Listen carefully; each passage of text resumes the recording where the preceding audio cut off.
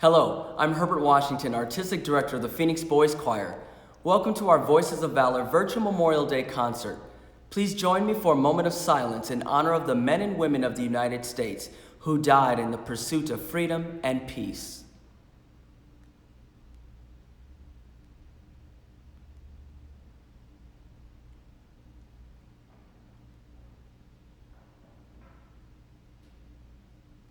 This concert will feature a presentation by Lieutenant Colonel Scott Morley, who is in charge of Phoenix Army recruitment, along with patriotic and uplifting music from the Phoenix Boys Choir Vault. We are honored to share this moment with Lieutenant Colonel Scott Morley. He is a graduate from the United States Military Academy at West Point. Prior to his assignment to the U.S. Army Phoenix Recruiting Battalion, he commanded troops at the platoon and detachment levels, held various staff assignments in conventional and special operations organizations, as well as completed many tours serving our country. Today, Lieutenant Colonel Scott Morley, along with his wife and children, administer a not-for-profit triathlon team that raises money and awareness for the Special Operations Warrior Foundation, which provides full educational grants to the surviving children of the U.S. Special Operations members killed in combat or training. This concert is our gift to Arizona and a commitment that we will continue to sing on for you despite all the challenges we face. We hope you enjoy our Voices of Valor Virtual Memorial Day concert, performed by the Phoenix Boys Choir.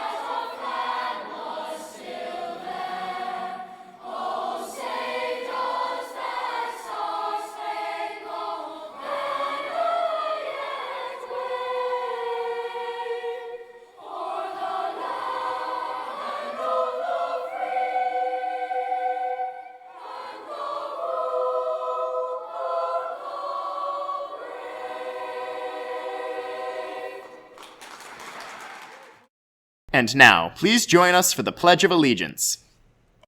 I pledge allegiance to the flag of the United States of America and to the republic for which it stands, one nation, under God, indivisible, with liberty and justice for all. Troops. Hi, my name is Lieutenant Colonel Scott Morley. It is an honor and privilege to speak to you, the Phoenix Boys Choir, your loved ones, your guests, at today's Voices of Valor. We currently live in uncertain times.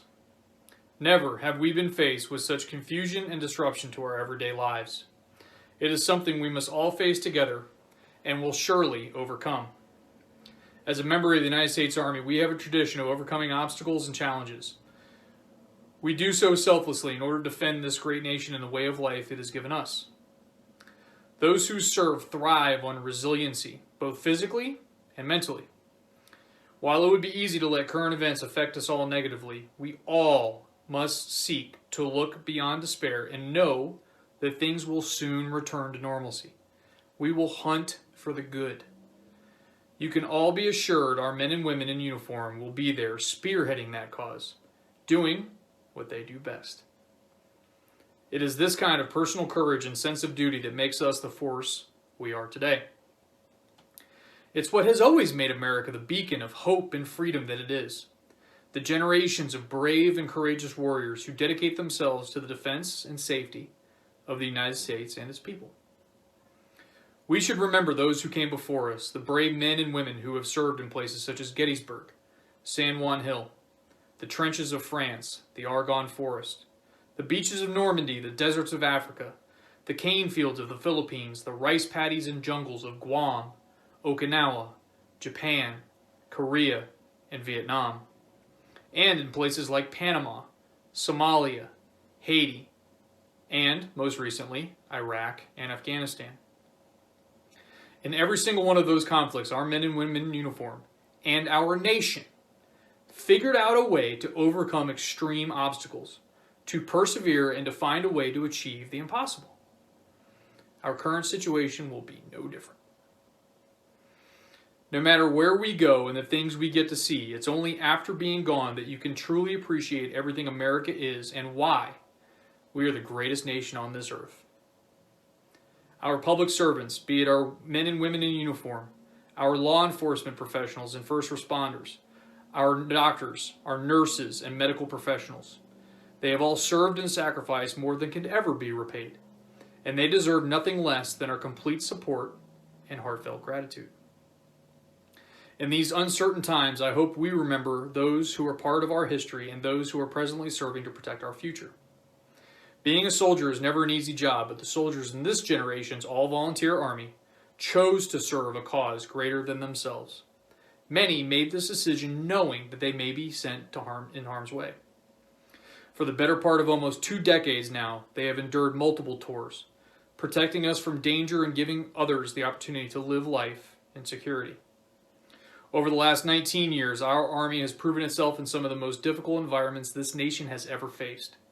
Our leaders at every level have displayed unparalleled ingenuity, flexibility, and adaptability. They have also demonstrated restraint, but I'll come back to that in a minute. During all our armed conflicts, our soldiers have displayed mental and physical toughness, and most importantly, courage under fire. They have transformed the Army into the most versatile, agile, rapidly deployable, and sustainable strategic land force the world has ever known. That's who we are.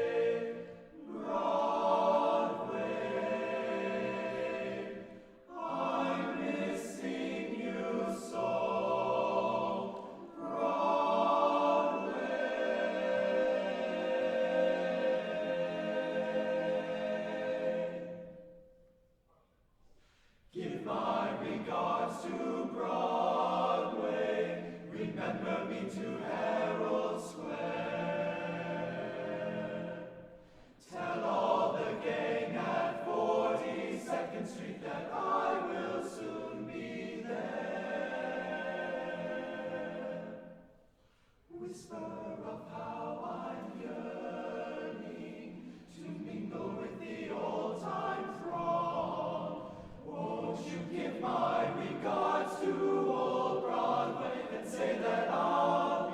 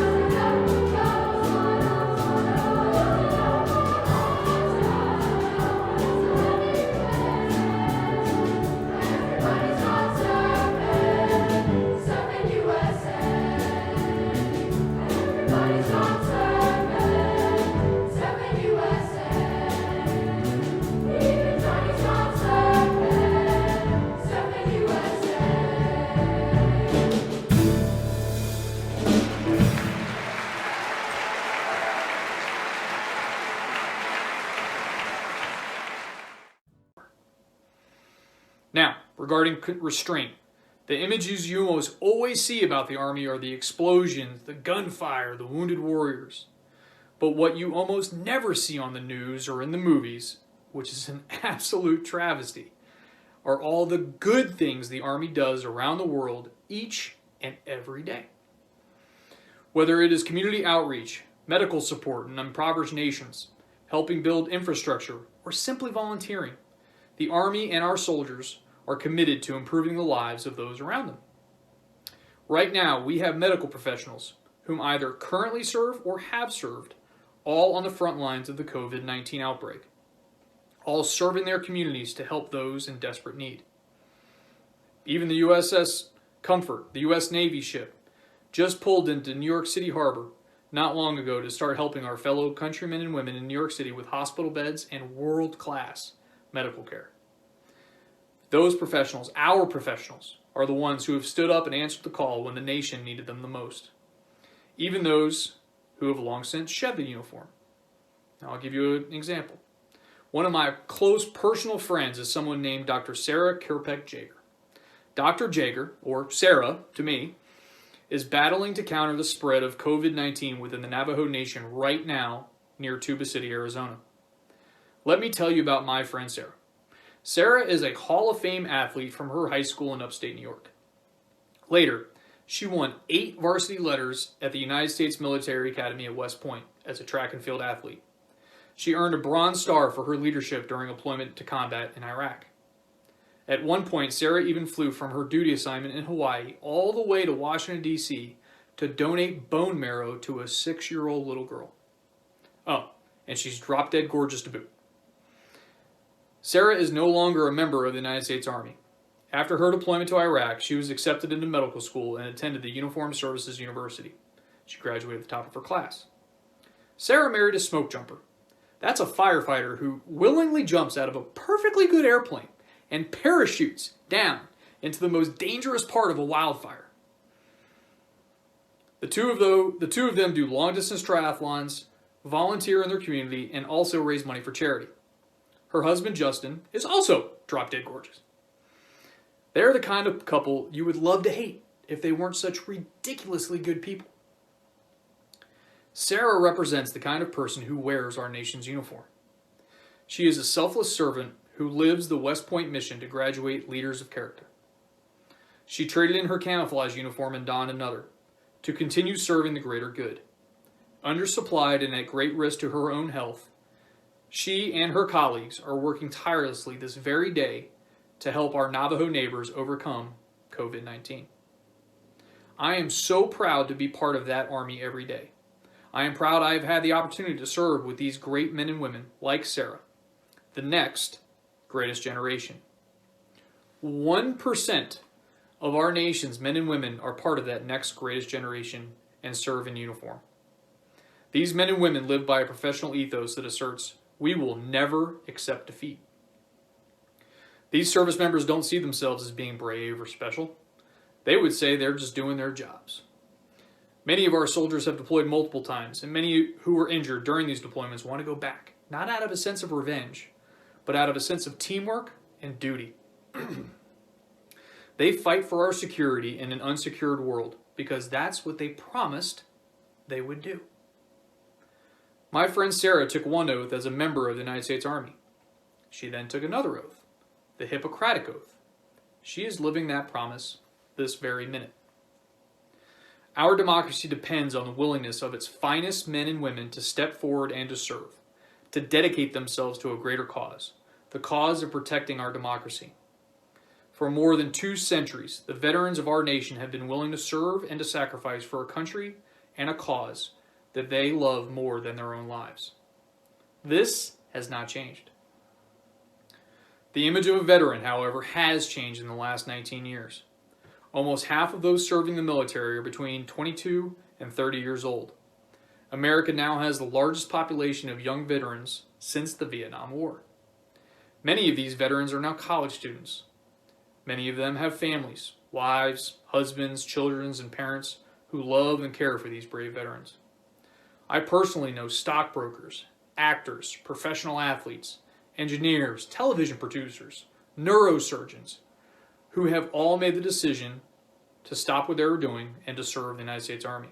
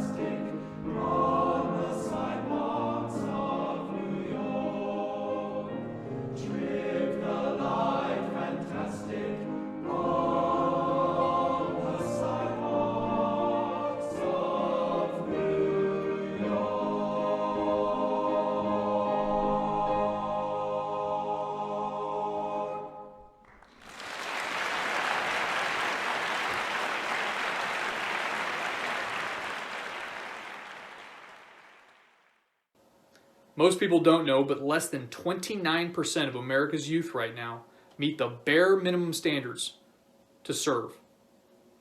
We simply don't take everyone. These high-quality soldiers and veterans are leaders in such expanding areas as the STEM fields: science, technology, engineering, and math. Areas in which the Army is committed in growing as soldiers. Ensuring our soldiers are well-versed in these critical areas is essential to the nation's continued growth and excellence. We send thousands of qualified soldiers into the civilian sector every year who will lead the way in our hospitals and schools, revolutionizing trauma care and the engineering fields, for example, not just in the United States, but worldwide. Many veterans are on the front lines against the coronavirus right now, just like my friend Sarah is. More active duty servicemen and women are in labs finding ways to combat the virus on a cellular level right now. Meanwhile, there's always a family behind that uniform.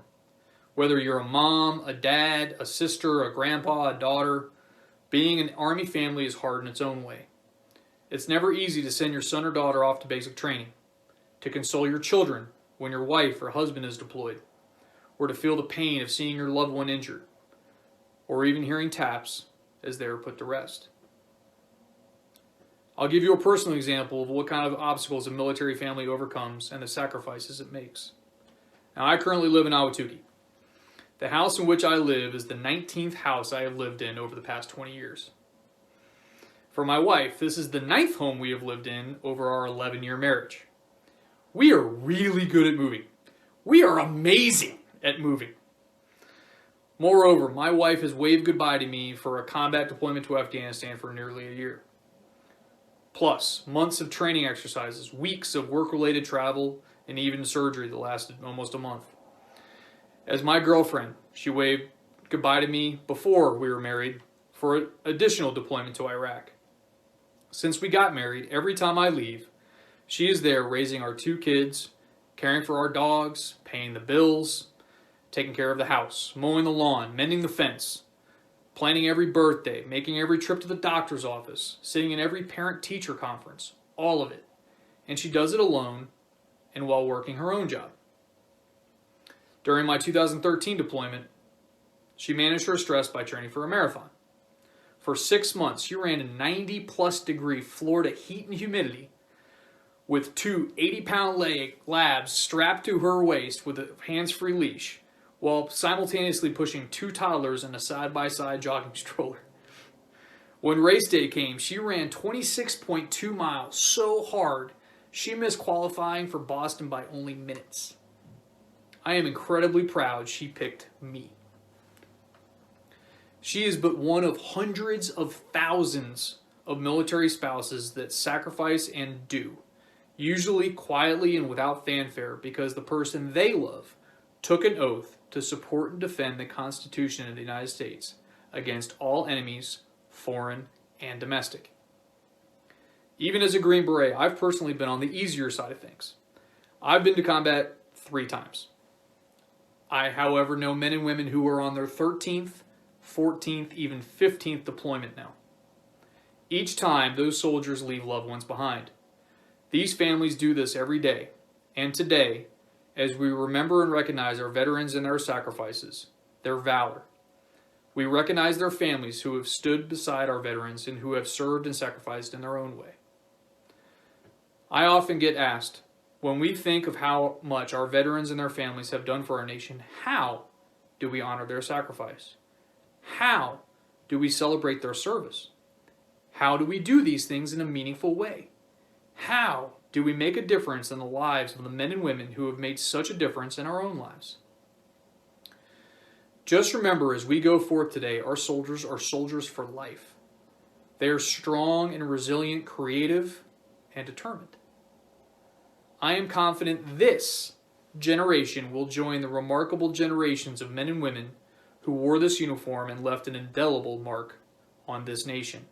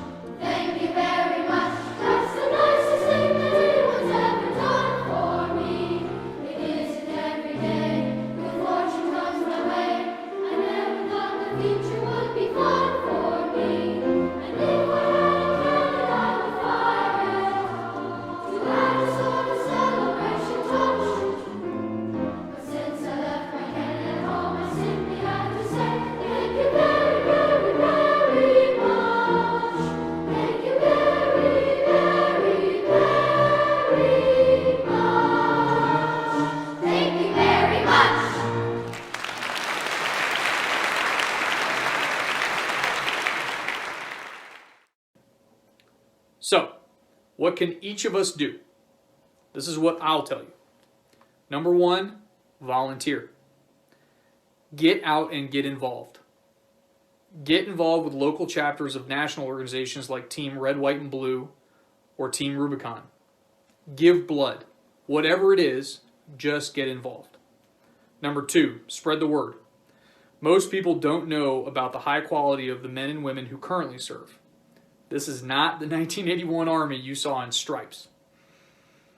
Number three, vote. Regardless of your political affiliation, exercise your right to vote and participate in the political process.